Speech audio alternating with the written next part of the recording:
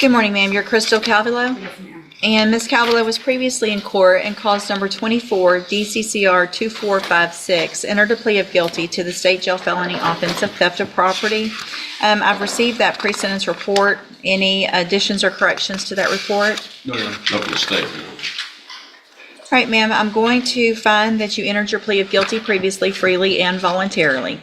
Find sufficient evidence to find you guilty. However, I'm going to follow the agreement that you made with the district attorney and defer all proceedings and place you on probation for 3 years. Yes, ma'am. You're ordered to pay the $500 fine and to follow all of the rules and conditions of probation. If you do that, this is an excellent opportunity because you do not have the felony conviction on your record. And at the end of that probation period, if you successfully complete it, the case is actually dismissed and you will never have that felony conviction.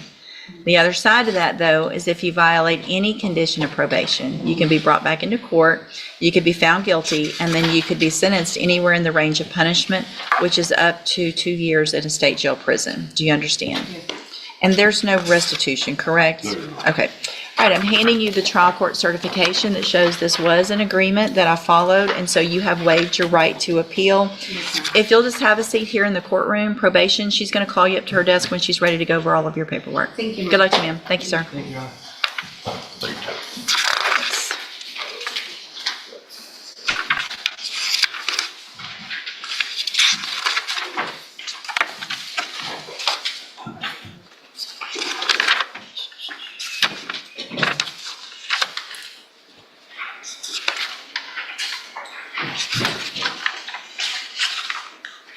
Ms. Holmes, you've got a sentencing on Cameron Gutierrez.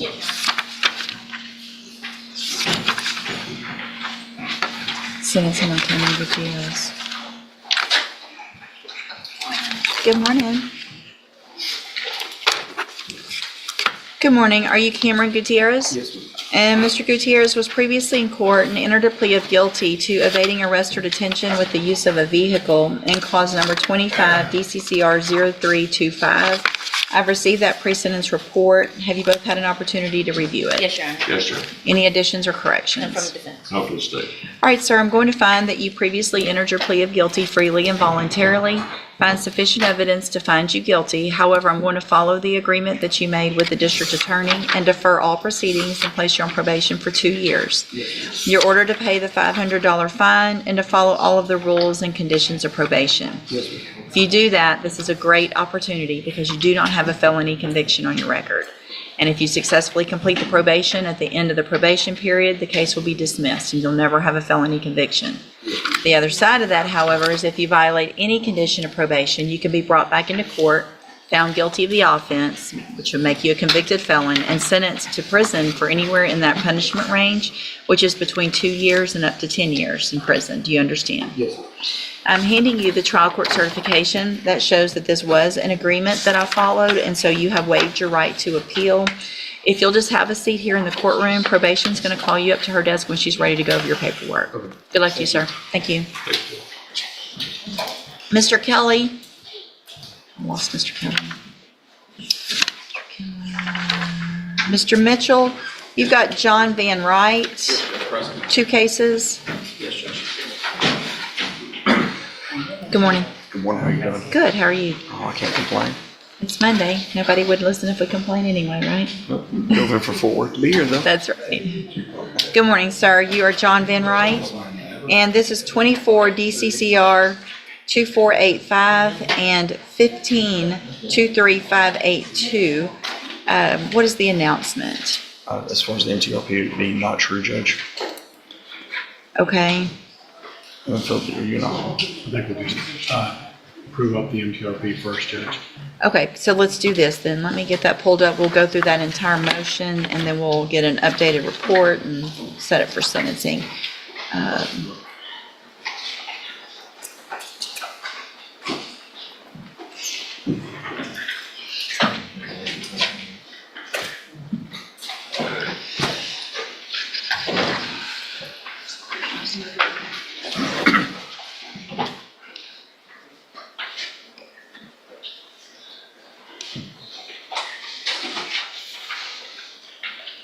Mr. Van Wright, would you please raise your right hand? Do you swear or affirm the testimony you're going to give in this hearing will be the truth, the whole truth, and nothing but the truth, so help you God? I do. Thank you, sir.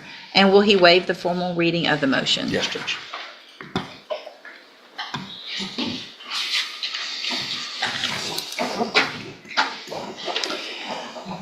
Mr. Van Wright, in cause number 1523582, I have a motion to revoke your community supervision.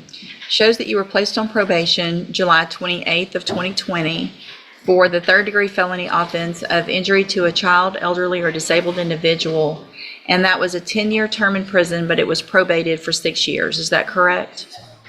It alleges that you violated your probation. Count 1 alleges that you committed the offense of injury to a child, elderly, or disabled individual November 14th of 2024. And is that true or not true?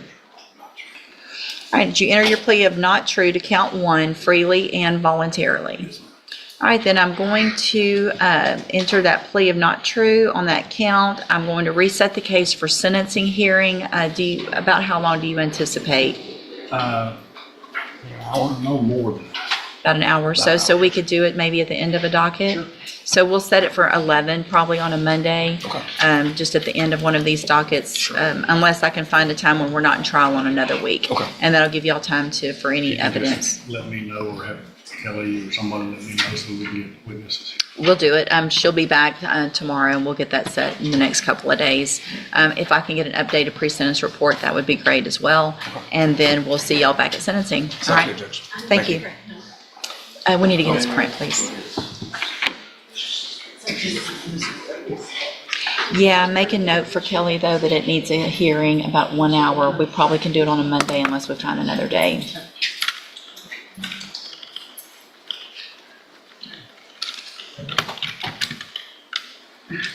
Yeah, I think this was Judge. Yes, thank you.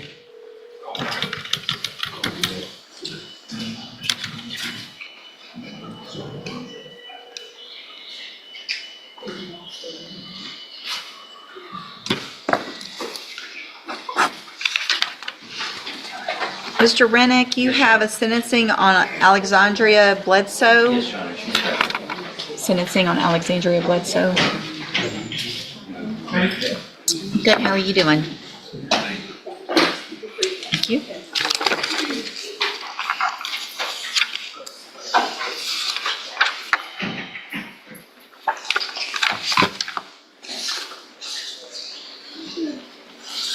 Good morning, are you Alexandria Bledsoe? And this is 25 DCCR 0004. Ms. Bledsoe was previously in court and entered a plea of guilty to the state jail felony offense of abandoning or endangering a child with intent to return. I've received the pre-sentence report. Has everyone had an opportunity to review the report? Yes, Your Honor. Yes, sir. Any additions or Only corrections? one minor thing my client would bring up. The name of her employer was Cigna, correct, or Sigma? Cigna, it was listed as Sigma, and she was just worried that that might be an Okay, issue. I told her not to worry Don't about worry it, about but that. she wanted to bring it to the court's attention. okay, thank you very much. Anything else? So, Your Honor. All right, ma'am, I'm going to find that you previously entered your plea of guilty freely and voluntarily. Find sufficient evidence to find you guilty. However, I'm going to follow the agreement that you made with the district attorney and defer all proceedings and place you on probation for 3 years. You're ordered to pay a $500 fine and to follow all of the rules and conditions of probation.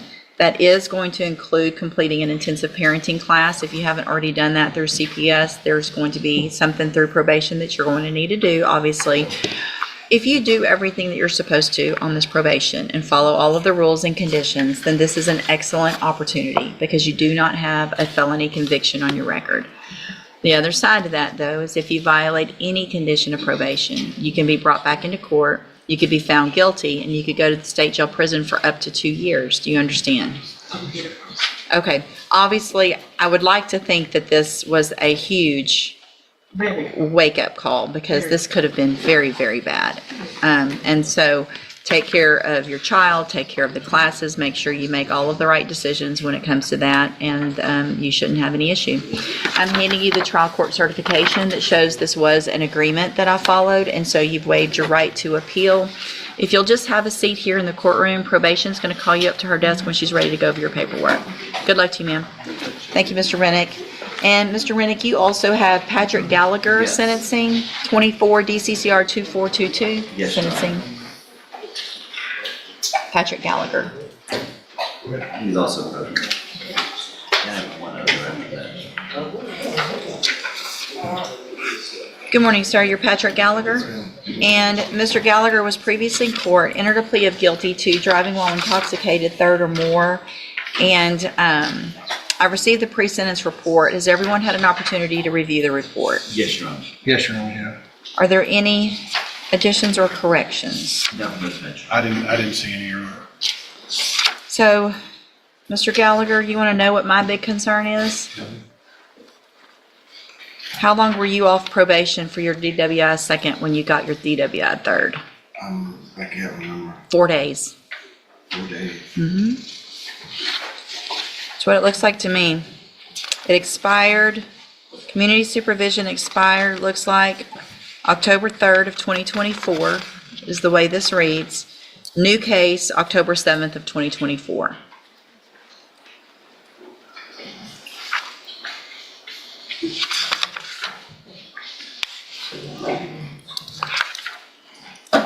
What, if anything, have you done with regard to any kind of drug treatment? Anything on your own to stop using alcohol or drugs? I quit drinking. I prayed to the good Lord because I'm a single dad with grandkids, so that's over with. Well, it should have been over with when you were on probation last time. Yes, ma'am, I agree. And I appreciate that you're praying, but sometimes that's not enough. I agree with that too.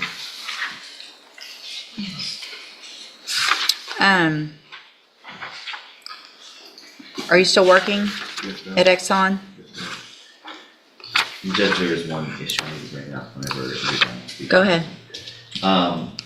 I'd spoken with the prosecutor about this. He is a full-time shift worker, and one of the issues was he had brought in his work schedule as the court was willing to, he had dates that he was not working to do the 10 days. Okay. And that is something that being the courts. Sure. Oh, Okay. you weren't quick enough. You were quick, though. Okay. It was the highlighted dates is when he is not working, that he was asking the court to, I know, he knows it's a big ask, but Well, I mean, I don't know. It kind of is. It kind of isn't. Typically, I let people who are working do it on weekends. This is just how the weekends I have no for his issue weekends. with the erratic nature. Here's the more, I guess, the part that's going to be potentially something that you're going to have to really figure out with your job schedule, and there's not going to be any excuses, is that you're going to have to enter and successfully complete the JCDI program. It is an intensive outpatient program. You're not the only patient that will have to do it on this type of schedule, but you're going to get started on that immediately without any mess ups, because if so, you're right back in here and you're going to be looking at going to prison. Do you understand? Thank you. So what I'm going to do then, Mr. Gallagher, is find that you entered your plea of guilty freely and voluntarily.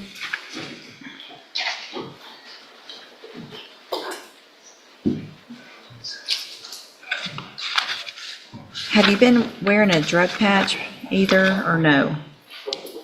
Was that a condition of anything? I didn't, no judgment. the bond, it wasn't a condition?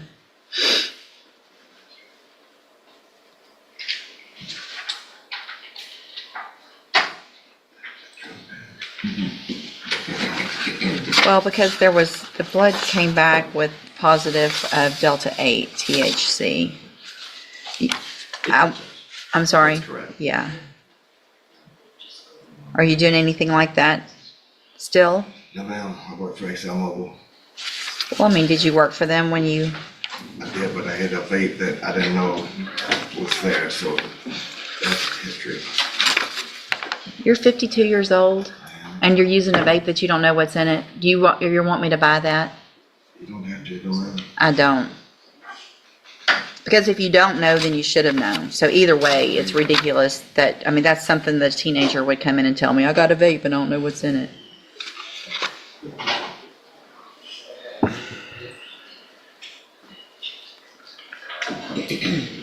All right, I'm going to do this. Going to find that you entered your plea of guilty freely and voluntarily. Find sufficient evidence to find you guilty, and at this time follow your agreement. Find you guilty of driving while intoxicated, third or more. Sentence you in accordance with your agreement. Well, actually, I'm not going to follow the agreement with regard to the length of time on probation.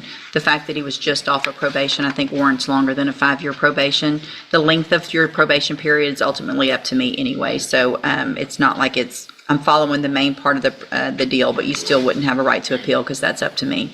So I'm going to find you guilty, sentence you to 10 years in the institutional division of the Texas Department of Corrections, but I'm going to suspend that and place you on probation for 7 years. You're ordered to follow all of the rules and conditions of probation. That's going to include entering and successfully completing the JCDI program and following, obviously, all of the rules and conditions. You'll have an auto ignition interlock device on your vehicle. Do you already have that? You're going to keep that at least for some amount of time. And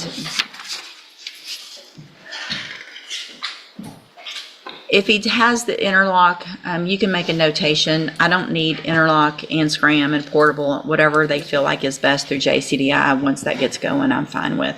I am going to order that you serve the 10 days upfront time. That is going to be on the date starting, I'm going to attach, I'll give you this copy as well, but so like where it says 9 nights, you work that night of the 9th. It's like, I'm all So- right. So you'll start on October 10th. I want you to turn yourself in October 10th at 6 p.m. And then you'll spend the 10th and the 11th, and they'll release you on the 12th. Okay? Yes, ma'am. And then when you work days, what time do you get off? 4 o'clock. 4 o'clock p.m.? Well, depends on when I leave, so it could be 4 to 4:30 to 5. Okay, so the next time is going to be, since you're working days on the 16th, you're going to go at 6 p.m. on the 16th, and then you'll spend that night, the 17th, and get out on the 19th.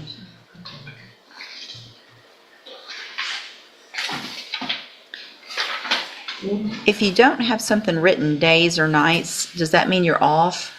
And we're so short-handed, it's a possibility, or I had to work overtime because I gave up 2 days overtime already for the 11th and 17th. Okay, if it doesn't say days or nights on this calendar, does it mean you're off? Yes, ma'am. Okay, so that second one in October, you're gonna go, we're gonna get this done. Because that's your long days off. So we're gonna get that week done. So you're gonna go in on the 16th, you're gonna get out on the 23rd. So that gives you one overnight, the 16th, 17th, 18th.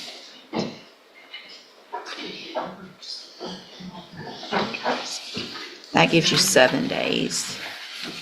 And then that first one only gives you 2 days, so that's 9. So are you saying go in on the 16th when I get off work that day? Mm-hmm. Okay. And we're just missing 1 day. There's 7 November on the back of it there. No, we're getting this will be done in December, so you're gonna then go in on the 28th Yes, ma'am. at 6 p.m. and you'll get out the next day, and I'll take care of that last day. So, and then Anna will probably need that too. Make sure you get all of those done. Okay. All right. I'm handing you the trial court certification that shows this was an agreement that I followed, and so you've waived your right to appeal. I have also handed you a written admonishment regarding your ineligibility to possess a firearm or ammunition. Because of the judgment entered against you, you're ineligible under Texas law to possess a firearm or ammunition. Possession of a firearm or ammunition could lead to charges against you. Firearm is a legal term, and you should read the written admonishment I provide you to see what devices qualify as a firearm. If you have questions about the laws that make you ineligible to possess a firearm or ammunition, or about how long that lasts, you can talk with Mr. Rennick. You need to have a seat here in the courtroom and wait for probation to call you up. She'll call you up to her desk when she's ready to go over your paperwork. Good luck to you, sir. Yeah. What was it? $500 fine is obviously part of that as Yes, well. sir. Yes. Thank you, Your Honor. Emily, thank you, Mr. Nichols. Emily, Mary Lockard Fury, cause numbers 24 DCCR 1374, 1905, 1906, and 1907. And Judge, I brought something, Judge, this has been the one with the federal Yes. issues. Mhm. And we had a proper meeting with the feds in early September, late August, for a day. I had informed them that this needed to be wrapped up because of what you had expressed to me in our last meeting. They have followed up with me and said that charges are imminent. And Judge, just to be very straight with you about it, they had told me that in June.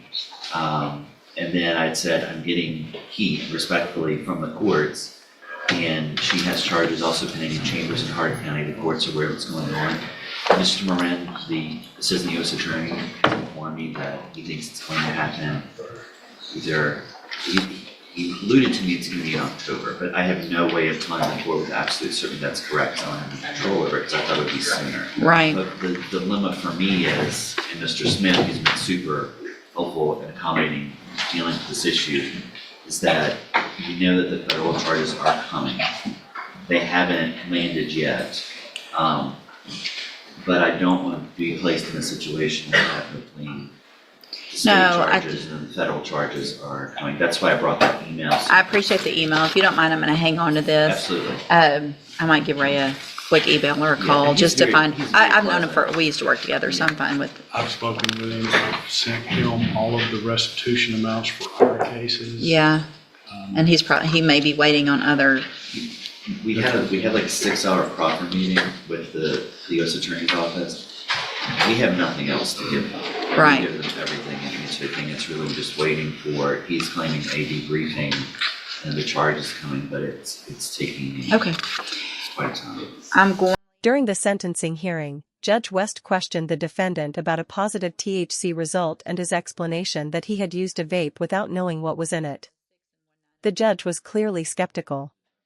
She pointed out that he was 52 years old and questioned whether anyone would believe that explanation.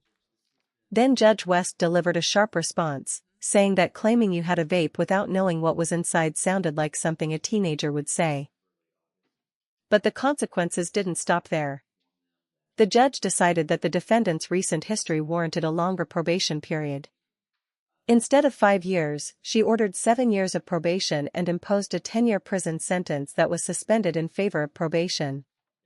He was also required to complete an intensive treatment program and follow strict probation conditions. One thing was clear. The judge was giving him another opportunity, but there would be serious consequences if he failed to follow the rules.